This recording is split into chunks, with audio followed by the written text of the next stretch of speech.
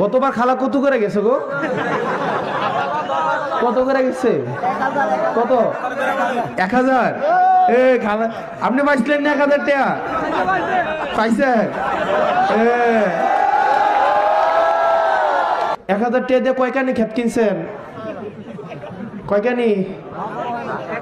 হ্যাঁ, খরচ হচ্ছে না? আমি তো বুঝছি 1000 টাকা থেকে 2-4 বুড়ি স্বর্ণ কিনছে, ফলাফল হয়তো 2টা বিদেশ পাঠাইছে, 2-4 বুড়ি 2-4 খানি ক্ষেত মনে কিনছে। শোনেন, একটা বিষয় খেয়াল করেন, আপনারা একবার নিজেরা প্রশ্ন করেন তো, আপনি নেতার থেকে যাকে নেতা নির্বাচন করবেন, ভোটের আগেও তার থেকে ফ্রি খাবেন, আবার ভোটের পরেও তার থেকে খাইবেন, এটা কিভাবে ভাবেন আপনারা? এটা কি সম্ভব? আপনি যখন ধরেন এই পানির বোতলটা আমি দোকান থেকে কিনে আনছি কিনা, এখন এই পানির বোতলটার পানিটা আমি ডাইলা ফালাই দেই, নাকি এটাকে ভাঙ্গা ফেলি, নাকি এটাতে শরবত বানাই, নাকি এটাকে মুখ দুই, এটা দোকানদার আমার কিছু কইতে পারবে? দোকানদার আমার জিগাইতে পারবো কি ও পানিটা তুমি ডাইলা লাইতেছ কা, বা এটাতে শরবত বানাইছো কা, বা এটাতে মুখ দুইছো কা? আমি টিয়া দিয়ে কিনে আনছি, এখন আমার যেটা ইচ্ছাটা করাম, ঠিক নেই? যেই মুহূর্তে আমি আপনার 1000 টাকা দিতেছি বা 2000 টাকা দিতেছি, দেওয়ার পরে আপনি ওই পানির বোতলের মতো কি হয়ে গেলেন? বিক্রি হয়ে গেছেন, শেষ।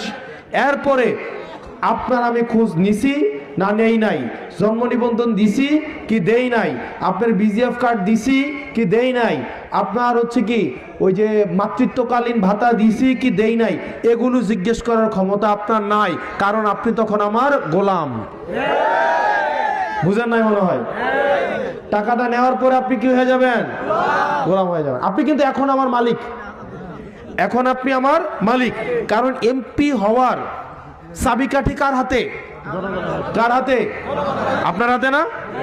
আপনার হাতে কি না? আপনি যদি সবাই মিলে আজকে সিদ্ধান্ত নেন আমারে ভোট দিবেন না, আমি কি হইতে পারবো? এটা কি সম্ভব? কার হাতে এটা চাবিকাঠি? আপনার হাতে না? কিন্তু টাকা যদি আমি আপনাকে দিয়ে দেই, তখন কি আমি আপনাকে গুনবো? তখন আমি আপনাকে দাম দিব? তখন আপনি হয়ে যাবেন কি? গোলাম।